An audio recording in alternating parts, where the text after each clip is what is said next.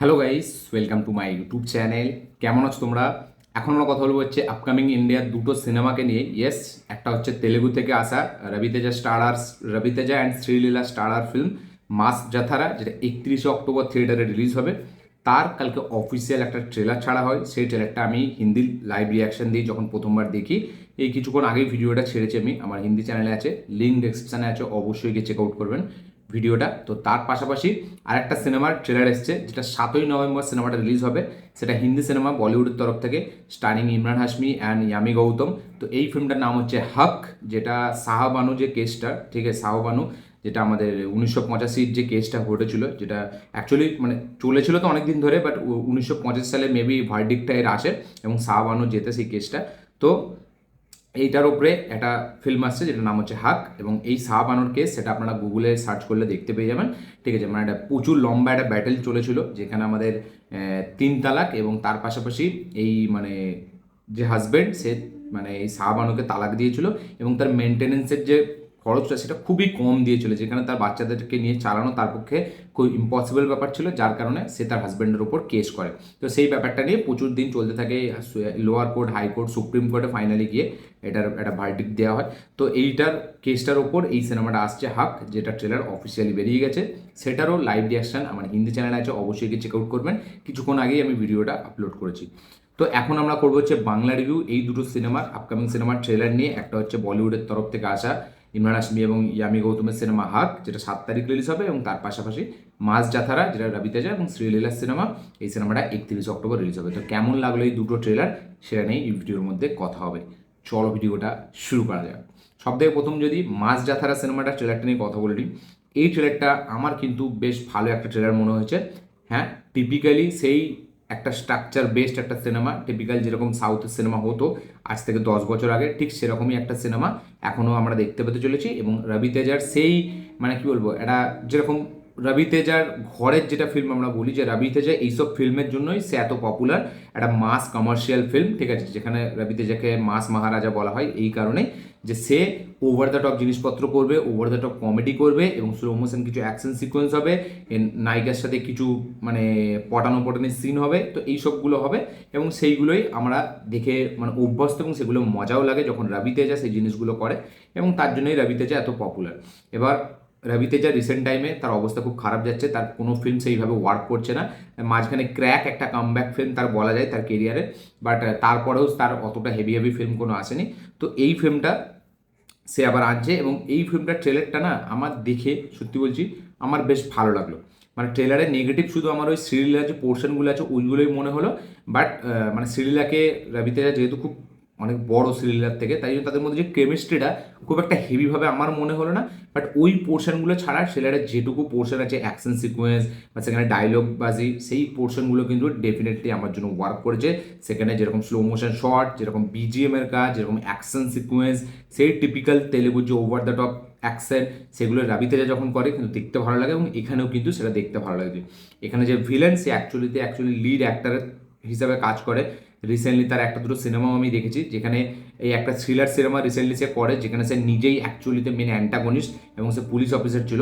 ফিল্মটার নাম আমি ভুলে যাচ্ছি, বাট ওই ফিল্মটা মানে আপনারা গুগলে করলে দেখতে পেয়ে যাবেন। আপনারা যদি ট্রেলারটা দেখেন তাহলে একটু সার্চ করবেন মাস যাত্রা সিনেমাটা, তো ওখানে স্টার কাস্টে ভিলেনটার নামটা আছে, আমার এই মুহূর্তে মনে পড়ছে না, তাই আমি আর ডেপতে যাচ্ছি না। তো ট্রেলারে যেরকম বললাম, যে ফার্স্ট ট্রেলারটা যেরকম স্টার্ট হচ্ছে, আমরা দেখতে পাচ্ছি যে কিছু স্মাগলিং হচ্ছে, বা ট্রেনকে লুট করা হচ্ছে, মালগাড়িকে লুট করা হচ্ছে, লুট করে কিছু মাল তাদের গোডাউনে আনা হচ্ছে, এবং তারা সেগুলো সাপ্লাই করছে, স্মাগলিং করছে সেগুলোর। তো এবার সেই মানে কোনো একটা কারণে রবি তেজা, সে একটা রেলওয়ে পুলিশ, ঠিক আছে, বা রেলওয়ে পুলিশ না, বা সে হয়তো কোনো কারণে একটা পুলিশ অফিসার, সে এবার কোনো কারণে এটার সাথে ইনভলভ হয়ে যাচ্ছে, এবং তার সাথে এই ভিলেনটার ফেস অফ হচ্ছে। এবার আমরা দেখতে পাচ্ছি যে এখানে কিন্তু শুধুই যে রবি তেজা, মানে সেই যে শুধু মানে ফোকাস তাকেই, সেটা কিন্তু না, মানে তাকে ফোকাস করা হচ্ছে ডেফিনেটলি সে হিরো বলে, but at the same time আমরা কিন্তু লাস্টেও দেখছি যে রবি তেজাও কিন্তু মার খাচ্ছে, তাকেও কিন্তু খুব মানে ডেঞ্জারাসভাবে মারা হচ্ছে, এবং লাস্টের দিকে যে অ্যাকশন সিকোয়েন্সগুলো ট্রেলারে, সেগুলো কিন্তু গোর ভায়োলেন্স আছে তার মধ্যে। মানে এরকম না যে শুধু মারছে উড়ে পড়ে যাচ্ছে, তার মধ্যে কিন্তু একটা যে যেরকম ক্র্যাকে আমরা দেখেছিলাম যেটা গোর ভায়োলেন্স আছে, সেরকম কিন্তু একটা গোর ভায়োলেন্স কিন্তু আমরা এই ট্রেলারে লাস্টের অ্যাকশন সিকোয়েন্সগুলোতেও কিন্তু দেখতে পাচ্ছি। এবং অ্যাকশনগুলোও কিন্তু এইভাবে ডিজাইন করা, বেশ নতুনত্ব একটা অ্যাকশন আছে, সেকেন্ড মানে ট্রেলারের লাস্টের দিকে যে অ্যাকশনগুলো সেগুলো মানে একটু নতুনত্ব আছে তার মধ্যে। প্রথমেরগুলো সেই টিপিক্যাল আমরা দেখেছি, বাট লাস্টের দিকে যদি আপনি দেখেন সেখানে না হালকা একটু গ্রাউন্ডেড, হালকা একটু মানে একটু রিয়েলিস্টিক, হালকা একদম আপ্রোচ। দেখুন commercial cinema, full on mass commercial cinema, তার মধ্যে তো মানে রিয়েলিস্টিক কিছুই থাকবে না, বাট তবুই শেষের যে অ্যাকশন সিকুয়েন্সগুলো সেগুলোর মধ্যে আমি হালকা একটু সাটেল একটু জিনিস আমি দেখতে পেলাম, যে না তবুই ঠিক আছে, অ্যাকশনগুলো ভালো আছে। হ্যাঁ, মাঝখানে ওই সিরিয়াল যে পোর্শনগুলো ওইগুলো আমার জন্য অতটা ওয়ার্ক করে না, ওগুলো একদমই খুব অ্যাভারেজ, খুব ক্লিশে আমার জিনিস মনে হয়েছে। বাকি ফার্স্টের অ্যাকশন সিকুয়েন্সে যেভাবে ট্রেলারটা স্টার্ট হচ্ছে এবং শেষে যেরকমভাবে শেষ হচ্ছে অ্যাকশন সিকুয়েন্সে, সেটা কিন্তু ফিল্মটাকে একটা সিরিয়াস ফিল্ম বানায়, এবং এই ফিল্মটা আমার মনে হচ্ছে সিরিয়াস ফিল্মই একটা হতে চলেছে। এবং এখানে যে ভিলেন তাকেও, তার লুকসটাও বেশ প্রমিসিং, তার পারফরমেন্সও বেশ ভালো লাগছে, তার প্রেজেন্সও খুব একটা টক্করের ভিলেন মনে হচ্ছে রবি তেজের সামনে।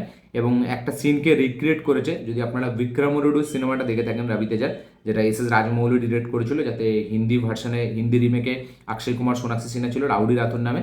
তো ওই ফিল্মটাতে একটা সিন ছিল যেখানে রবি তেজা প্রথমবার ওই জায়গাটায় আসবে, শহরটায়, তার বাচ্চা মেয়েকে নিয়ে, এবং ওখানে একটা মারপিট হবে ওই স্টেশনের মধ্যে। তো ওই সিকোয়েন্সটা কিন্তু আবার রিক্রিয়েট করেছে, আপনারা যদি দেখেন ভালো করে ট্রেলারটা লক্ষ্য করে, তো একটা সিকোয়েন্স আছে যেখানে রবি তেজা সবাইকে এরা মারছে ওই আঁখ দিয়ে বা কোনো বাঁশের কঞ্চি দিয়ে। তো ওই সিকোয়েন্সটা রিক্রিয়েট করা দেখলেই বোঝা যায় ওটা রবি তেজার, যেহেতু মানে ওটা খুব একটা আইকনিক ফিল্ম ছিল, তাই জন্য সেই ফিল্মটা থেকে ওই জিনিসটাকে নেওয়া হয়েছে। এবং অনেকটা যেহেতু স্টেশনের সিকোয়েন্স অনেকগুলো আছে, তাই জন্য না অনেকটা ওই ভাইবসটা আপনি পাবেন, বিক্রমরুডুর ভাইবসটা। এবং এই ফিল্মটা মেন বেসিক্যালি রেলওয়ে পুলিশের আন্ডারেই সেই ব্যাপারটা নিয়ে এই ফিল্মটা ডিল করছে, এবং রবি তেজাকে যথেষ্ট ভালো লাগছে, এবং তার লুকস, তার যেরকম স্ক্রিন প্রেজেন্স, তাকে যেরকমভাবে এখানে প্রেজেন্ট করা হয়েছে সেটা বেশ ভালো। খুব একটা টিপিক্যাল একটা মাস ফিল্ম মনে হলেও, বাট তাতেও কিন্তু এক্সিকিউশনটা ভালো মনে হচ্ছে, প্রেজেন্টেশনটা দেখতে ভালো লাগছে, সেটা আমার জন্য ওয়ার্ক করেছে ডেফিনেটলি। টিজার ট্রেলারটা আমার জন্য কিন্তু দারুণ ওয়ার্ক করেছে। এটা অ্যাকশন, এবং শুধুই যে অ্যাকশন মানে ওভার দ্য টপ একটা, মানে কি বলবো, একটা এমন নয় যে হিরোই মার খাচ্ছে, হিরো উড়িয়ে দিচ্ছে সব ডায়লগ বাজি আলট্রা লেভেল, সেরকম না। একটা হালকা ওই ক্র্যাকের মতো একটা গ্রাউন্ড লেভেলেও মানে কি বলবো মেনটেন করেছে সিনেমাটা। যদি আপনি শেষের অ্যাকশনগুলোকে দেখেন সেখানে আপনি বুঝতে পারবেন। তো ওভারঅল সব কিছু মিলিয়ে এই ট্রেলারটা আমার কাছে একটা খুবই মানে দেখা দেখা টেমপ্লেট বেসড, স্ট্রাকচার বেসড মানে ট্রেলার হলেও, কমার্শিয়াল মাস কমার্শিয়াল একটা সিনেমা হলেও তার মধ্যে যে প্রেজেন্টেশন সেটা আমার বেশ ভালো লেগেছে। আপনাদের কি বক্তব্য, কি মতামত, কি রিয়াকশন এই ট্রেলারটাকে নিয়ে অবশ্যই কমেন্টে লিখে জানাবেন। যারা যারা অলরেডি দেখে নিয়েছেন ট্রেলারটা, তাদের কি বক্তব্য, কি মতামত, কি রিয়াকশন অবশ্যই কমেন্টে লিখে জানাবেন। কারা কারা রবি তেজের ফ্যান অবশ্যই একটা করে লাইক দিয়ে দেবেন। তো এই ফিল্মটা 31 তারিখ থিয়েটারে রিলিজ হচ্ছে। আমি হয়তো যখন ওটিটিতে আসবে তখনই দেখবো, এবং আমি পার্সোনালি মন থেকে চাই যে রবি তেজের একটা গ্র্যান্ড কামব্যাক হোক। নেক্সট যদি কথা বলি আমরা, সেটা হচ্ছে হাক হেড ট্রেলার নিয়ে, যেটা হচ্ছে ইমরান হাশমি এবং ইয়ামি গৌতমের সিনেমা, যেটা শাহবানুর যে কেসটা ওইটার উপর ভিত্তি করে বানানো হয়েছে, সেই রিয়েল লাইফ স্টোরি থেকে ইন্সপায়ার্ড। এবং এটা গুগল করে আপনারা দেখতে পেয়ে যাবেন শাহবানুর কেসটা অ্যাকচুয়ালিতে কি। আমি ডিটেলে অত পড়িনি, বাট এটা আমি অনেক দিন থেকে শুনে আসছি ছোটোবেলা থেকে, তাই জন্য আমি হালকা জানি। তো এই কেসটার ওপর এই ফিল্মটা আপনারা দেখতে পাবেন। এবার এই ট্রেলারটায় আমার ইমরান হাশমির ক্যারেক্টারটা অতটা হেভি লাগেনি, অতটা ডেঞ্জারাস মনে হয়নি, এবং অতটা তাকে দেখে চালাক বা চতুর, যেটা সে একটা এরকম মানে ডিল করেছে, ঠিক আছে, বা সে যে একটা মেয়ের জীবনকে এভাবে নষ্ট করছে বা তাকে সরিয়ে দিচ্ছে, সেটার যে এফেক্টটা পড়া দরকার, বা ফিকশনালাইজ করে যদি একটু আরও শয়তানিটা দেখাতো, তাহলে হয়তো আমার মনে হয় আরও বেটার হতো। এখানে ইমরান হাশমির ক্যারেক্টারটা কোথাও গিয়ে সেই মানে যে অ্যান্টাগনিস্টের যে ফিলটা সেটা দিচ্ছে না। এখানে ইয়ামি গৌতম সে কিন্তু অ্যাজ এ শাহবানু, তার যে গলার আওয়াজ, মানে সে যেভাবে ডায়লগ ডেলিভারি করছে, তার যে এক্সপ্রেশনস, তার যে ইমোশন, ঠিক আছে, সেগুলো কিন্তু আপনি দারুণভাবে ফিল করতে পারবেন। মানে ইয়ামি গৌতমের পারফরমেন্সটা কিন্তু এখানে খুবই হেভি, খুবই ভালো যে ইয়ামি গৌতমের পারফরমেন্স। এবং পুরো থ্রু আউট মানে ট্রেলার জুড়ে আপনার ইয়ামি গৌতমকে কিন্তু খুব ভালো লাগবে, এবং তার পারফরমেন্স, তার ক্যারেক্টারের যে ক্রাফট, ঠিক আছে, সেটা কিন্তু খুব দারুণ মেনটেন করেছে। এবং ইয়ামি গৌতম, আমি বরাবরই বলি, সে খুব দারুণ একটা অ্যাক্ট্রেস, দারুণ একটা পারফর্মার। সে দেখতেও যেরকম ভালো, সে কিন্তু তার অ্যাক্টিংও কিন্তু খুবই ভালো। এবং রিসেন্ট টাইমে ইয়ামি গৌতম কিন্তু ব্যাপক ব্যাপক কাজ করেছে, এবং সে অ্যাজ এ লিড প্রত্যেকটা সিনেমা কিন্তু লিড করে।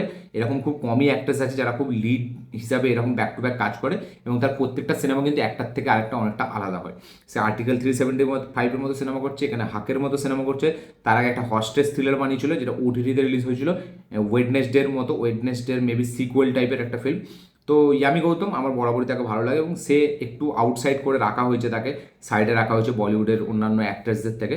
তো তার হয়তো কোনো নিজস্ব আছে, যার কারণে তাকে সরিয়ে দেওয়া হয়েছে, কারণ সে হয়তো বলিউডে অত পার্টিতে যায় না, অত সবার কথা মতো চলে না। সে নিজের মতো কাজ করে, এবং মিডিয়া থেকেও দূরে থাকে, সোশ্যাল মিডিয়া থেকেও অনেকটাই দূরে থাকে, সে নিজের লাইফ লিড করে। তো এটা তার ভালো দিক। এবং ট্রেলারে যদি কথা বলি, ট্রেলারে তার পারফরমেন্স এক্সট্রাঅর্ডিনারি লাগছে, মানে খুব ভালো, পারফেক্ট চয়েস আমি বলবো শাহবানুর যে ক্যারেক্টারটা প্লে করার জন্য। এবং যেভাবে মুসলিম মানে মেয়ের যে গেটআপটা সে যেভাবে নিয়েছে, যেভাবে সে ডায়লগ বলছে, যেভাবে মুসলিম কালচারের কথাগুলো সে বলছে, যখন একটা ডায়লগ আছে যে ইन्होंने কুরআন নেই পড়ায়, ওইখানের যদি আপনি এই মানে ইয়ামির পারফরমেন্সটা দেখেন, সেটা কিন্তু খুব হেভি। একটা জায়গায় আছে যেখানে খেজুর খোরমা মানে এরকম বিলিয়ে দেওয়া, ঠিক আছে, মানে তাতেই যে সওয়াব, এরকম একটা ডায়লগ আছে, সেখানেও আপনি পারফরমেন্স দেবেন। তো পারফরমেন্স অনুযায়ী ইয়ামি গৌতম কিন্তু এখানে সেরা কাজ করতে চলেছে। এবং ইমরান হাশমি তাকে অতটা হেভি মানে ডেঞ্জারাস বা মানে ডেঞ্জারাস বলতে একটা শয়তানি চালাকি ক্যারেক্টার মনে হচ্ছে না, বা তাকে দেখে যে রাগ ধরবে এরকম হচ্ছে না, বাট হয়তো ফিল্মটা দেখলে হয়তো রাগ ধরবে। বাট ইয়ামি গৌতম পুরো নিজের কাঁধে ট্রেলারটাকে নিয়ে যায়। ট্রেলারটা আমরা রিয়েল লাইফের স্টোরি দেখতে পাই, বেশি কিছু বলার মতো নেই। এবং মানে প্রিমিয়াম লাগছে ফিল্মটা, মোটামুটি খরচা করা হয়েছে দেখে বোঝা যাচ্ছে। এবং যদি মানে এক্সিকিউশনের কথা বলি, দেখে মনে হচ্ছে ভালো হবে, বাট ওভারঅল আমার ইমোশনটা সেইভাবে ডেপ থেকে আমাকে ছোঁয়নি। বাট ঠিক আছে, ভালো লাগছে, দেখতে ভালো লাগছে। এবং খুব একটা রিয়েল ফিল্ম হবে, একটা জেনুইন ফিল্ম হবে, দেখে মনে হচ্ছে খুব প্রমিসিং, খুব পজিটিভ একটা মানে ফিল পাচ্ছে আমি ফিল্মটা থেকে। এবার দেখা যাক শেষ পর্যন্ত আমরা কী হয়, শেষ পর্যন্ত আমরা কী দেখি। কারণ এটা খুবই একটা লম্বা ব্যাটেল চলেছিল শাহরুখ খানের এই কেসটা, এবং সেটা কিন্তু মানে মানে পুরো ইন্ডিয়ান লকে পুরো চেঞ্জ করে দিয়েছিল। তো সেটাই আমরা দেখতে পেতে চলেছি। আমার মোটামুটি ট্রেলারটা দেখে পজিটিভ এবং প্রমিসিং ভাইবসই পাচ্ছি, এবং বিশেষ করে ইয়ামি গৌতমের জন্য আমার ট্রেলারটা ভালো লাগছে। বাট আমি বলবো না যে এটা হেভি একটা ট্রেলার বা এক্সট্রাঅর্ডিনারি একটা ট্রেলার, বা ট্রেলারটা দেখে আমার ফিল্ম দেখার জন্য দারুণ আমি এক্সাইটেড হয়ে গেছি, এরকম ট্রেলার আমার মনে হলো না। আরও বেটার হতে পারতো ট্রেলারটা। এবং ট্রেলারের এডিটিং স্টাইলটা অতটা হেভি আমার লাগেনি। এডিটিং স্টাইলটা খুবই ফাস্ট পেস্ট ট্রেলারটা রাখা হয়েছে, এবং খুব ছোট রাখা হয়েছে, 2 মিনিট, তার মধ্যে অধিকাংশ নাম পড়ে পড়েই চলে যায়, লেখা পড়ে পড়ে চলে যায়, এবং খুব ফাস্ট পেস্ট খুব তাড়াতাড়ি ট্রেলারটাকে এডিট করা হয়েছে। তো এডিটিং স্টাইলটা আমার অতটা ভালো লাগেনি। বাট প্রেজেন্টেশন হিসাবে যদি আমি দেখি, তাহলে ইয়ামি গৌতমের ক্যারেক্টারটা আমার বেশ ভালো লেগেছে। ওভারঅল সব কিছু মিলিয়ে একটা ঠিকঠাক একটা বেশ ডিসেন্ট ট্রেলার আমার মনে হয়েছে। ফিল্ম দেখার অতটা এক্সাইটমেন্ট বাড়ায় না, বাট ইয়ামি গৌতম তার পারফরমেন্সের জন্য একবার দেখবো এরকম একটা ফিল তো আছে। সব কিছু মিলে ওভারঅল মিলিয়ে আমার এই ট্রেলারটা একটা পজিটিভ ট্রেলার মনে হয়েছে, একটা প্রমিসিং ট্রেলার মনে হয়েছে। বাট একদম ছিটকে যাওয়ার মতো ট্রেলার এটা কিন্তু না। তো এই ছিল আমার রিয়াকশন এই হাকের ট্রেলার নিয়ে। পাশাপাশি মাছ যাত্রার ট্রেলারও রিভিউ করলাম। তো এই দুটো ট্রেলার আপনারা যদি না দেখে থাকেন, অবশ্যই গিয়ে চেক আউট করুন, দেখে অবশ্যই কমেন্ট করবেন আপনাদের কী বক্তব্য, কী মতামত, কী রিয়াকশন। যারা অলরেডি দেখে নিয়েছেন তাদের কী বক্তব্য, কী মতামত, কী রিয়াকশন, অবশ্যই কমেন্টে লিখে জানাবেন। এই ছিল টোটাল দুটো ভিডিও নিয়ে কথা। ভিডিওটা ভালো লেগে থাকলে লাইক শেয়ার কমেন্ট করে দেবেন। চ্যানেল নতুন হলে চ্যানেলটিকে সাবস্ক্রাইব করবেন, বেল আইকনটি প্রেস করতে ভুলবেন না। দেখা হচ্ছে পরের ভিডিওতে, ততক্ষণের জন্য।